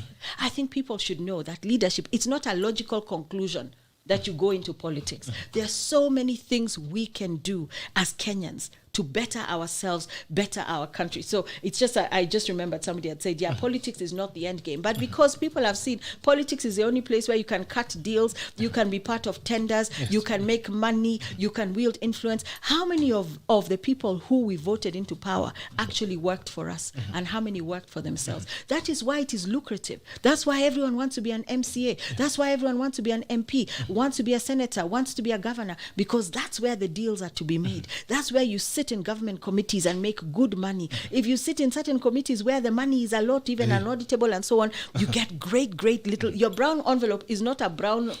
It's not a thin brown. It becomes envelope. A brown bag. It's a brown bag. It's like the days of Moi where people would walk out with briefcases of money, but those were 100 shilling notes. Were there 500 shilling notes in those days? There were no 1,000 shilling notes. So in whatever capacity, wherever we are, that we are called to speak truth to power in terms of the type of country we want to see. Do it where you are and do it well. If politics is the way you want to go for it. But not because at there you have a mshahara that is going to be guaranteed for the next 5 years, and deals by the time you leave, your income, if you had 500,000 shillings or 50,000 shillings, you have quadrupled, or you now suddenly walk away with a net worth of 1.2 billion, and somebody wonders, how did you make that kind of money? But I would encourage Wakenya, wherever they are, to be leaders in their own right, to speak their truth to power, to live their lives with a level of integrity, to unhook those chains that they think are holding them down and say we're free, and to take on that voice as the sovereign people of the republic of this country, wherever they are, and go to court when you can, because the court is our final frontier. Our final frontier of protection. Vote correctly. Ask your MCA, what did you do these past 5 years that you want me to bring you back? Ask your MP, you who was voting for the subversion of the Constitution, who was pro-BBI, and you want me to vote you in again. What is to stop you from now completing the journey once you're back in Parliament again? And by the way, what did you do with Kinama CDF? What did you do with all the things you said you were going to bring to us? We need to hold our leaders to account as we hold ourselves to account, because we cannot be asking for accountability from leaders when we are also not accountable as citizens. When we also engage in petty bribery, when we engage in actions that we would stand and roundly condemn our leaders for engaging in. But again, this is not to gaslight the citizenry. But I'm saying, what we say is what we do. And what we do is what we say. And if we could at least start there, maybe we'll change the type of leaders we have in power. But I keep telling Kenyans, use the court. Look at the people's watchman Okia Omtata. Hasn't he used the courts to great effect over the years? Yes. So we need to have more and more of us out there who are saying we're going to court to challenge this. And it looks silly, endless litigation. But eventually, this arc of the moral universe that is long but bends towards justice, when it finally rules in our favor, we will have that legal paper trail, that jurisprudential paper trail that protects in perpetuity that thing that was ruled in favor of the people of the Republic of Kenya. So I would tell Kenyans not to give up. But it's really a very difficult space. As you said, what's the state of the nation? I said, Nikubaya. Nikunoma. Finally, CSS, government secretaries and politics. But you remember in those days, before the new constitution, ministers, assistant ministers were also members of parliament. So there was always that idea that you should straddle both worlds. In fact, before now you had the complete separation. See, the executive and legislature were they were part and parcel of the same thing. So I find it very, very disingenuous and probably unconstitutional or unethical or not right that people who are supposed to be independent of politics, although we cannot say that they are not political in nature, or they don't have political parties or people that they support, and that they weren't appointed within the framework of the political party in power. So I'm not naive to those things. But the idea that they take it one step further, to use their resources, our taxpayers' resources, to begin to campaign for this person or that person, for me, that is wrong. Whether it is CS Interior, whether it is CS Health, whether it is CS Energy, whether it is CS whoever, they have no right to use my money your money, anybody's money, to go campaign. Because are we paying them salary to go campaign? To go and make pronouncements, to be weaponized by by deep state or the powers that be, to crack down hard on us? We have to say no. We have to say no. And some who are going around, even if I were to single out CS Interior, on whose watch Baby Pendo was killed, on whose watch so many people were clobbered in 2017, running around campaigning for who and why? It is wrong. It is but we will now say, is it legal or unethical? Like Pandora Papers, where we start debating whether it's legal or unethical. And we're saying whether it's legal or not, it's unethical. And we, as the taxpayers, should say no. Do not use, actually then resign. Step down, then you now leave your salary behind, and then go join the campaign trail of your preferred candidate. Whether it is a DP, whether it is Raila, whether it is whoever, go join that campaign team and be there. But leave the executive out of this. Stop using our resources there in the executive to campaign. Your fleets of vehicles, your staff, resources, I'm paying for it. I want you to do your work. And if you have been defeated to do your work, you leave your job, resign, and then go campaign for the person you want to campaign for. All right. Abbas Niguna is called condition response. I think it's what you're talking about, the chains. Amos Bugwa, your guest mom was my history teacher in Koilel. Okay. Oh wow! So that is somebody from the. Okay, so he has already given us his general age, because I think my mother taught Koilel in the early 70s. So yes, that's in the early 70s. UK. Yes. Yes. Grace Kamau, I love SEII to death. Linda Korir agree with SEII. To life. I love you to life. Grace Kamau, amesema geuza weke maisha. I love you to life. I agree with SEII. We have military state systems need to work run by civilians. Okay. Nyamwangi Kanyiri, in an interview with Sam Kituku Jabukati and company, said that servers were opened and parties were invited for the same, but some parties refused to go. All right. It's been a pleasure having you guys. It's been the Friday of 12. Thank you so much, Madam SEII, for coming. It's always a pleasure to have you. And keep doing what you're doing. See you next year. I no. Don't disappear for a whole year again. I won't disappear for a whole year. Thank you so much. Yes. No. No. It'll be less than a year. It'll be less than a year. All right, please. Make it less, but keep doing what you're doing. We are watching. The world is watching. The people who want a better country are watching as well. And let's keep these conversations going. A conversation at a time, an act at a time. Keep this country on the right trajectory. And we wish you all the very best. And we pray for you. That also the deep state cannot bring the deep state on your back. No. Deep state is not going to come for me. You know, we also live in fear, and we should not have a spirit of fear. We should be cautious. We should be careful, but we should not live in fear. Why should the deep state come after me? Kwani, what did I do? Tell me what I've done wrong. What have I done that is illegal? So we also live under, watakuja, watakushika. No. I walk around freely. You'll see me in the supermarket. You'll see me wherever. Okay, maybe they listen to my phone, or maybe they do things, but what will they hear? They'll hear me saying, nani ulinunua maziwa, ama mtoto alipelekwa hospitali. You know, that kind of thing. They will just listen to my mundane, everyday life conversations. So I encourage Kenyans not to have a spirit of fear. There should be no fear. No fear. Deep state is not coming after me. Deep state is not coming after anybody. We are the sovereign people of the Republic of Kenya. And if deep state came after me, I'd expect to see you there at Central Police Station ukinitafuta. And come, or bring me some we'll be there. Something. We'll be there to get you out. But we have to release ourselves from that fear, from that spirit of fear. I'm an ordinary citizen. That's why I call myself an ordinary but active citizen. And when I lost my fear, nobody can control me, because I am not afraid. And I try to live the right way, and I encourage everybody to live the right way and stand by what is your truth. And even when you have differing opinions, sometimes I see people trolling me on Twitter. I'm like, hey, you guys, we are all in one Kenya. If we disagree politically, don't hate me because I'm supporting so-and-so or I take this position. Let us learn to just respect one another, live in peace, and lose our fear. And then they won't be able to control us anymore. There's a camera in front of you. I would want you to give Kenyans your tackle of the day. But I just finished the tackle. Come on, that's not hard enough. I want you to give a tackle. You want me to give a tackle? A serious tackle. I mean, my tackle for Wakenya, or the tackle of the day, would be around the issue of the impunity around graft. And I have said it, and I've said it on telly, and I've said it on social media, that we are coming after you one way or another. Siku za mwizi ni 40. And you may think that you're sitting there full impunity, immunity, arrogance, disdain, contempt for all of us. But we are coming, not with a spirit of revenge, but a spirit of accountability and justice. And Kenyans will get back their resources, because that is what we need to take ourselves to the next level. So my tackle is be very, very careful, because we are coming. Thank you so much, Jera, for coming. Thank you, Kenyans, who have been with us, the tacklers who have been with us this morning. It's always a pleasure to have you. It's been the Friday of the 12th of November 2021, Sheria Wiki. We've been with JEROTICH, SEII, an active citizen who keeps the conversations going. So, I mean, this thing is not a preserve for a few people. If you want a better nation as well, you get a bed in the ring. You gotta get in the ring and start fighting for your nation. It's been a pleasure having you. I want to wish you a very great weekend. Enjoy yourselves, and see you again on Monday. This is a tackle, and it ends now. Bye-bye.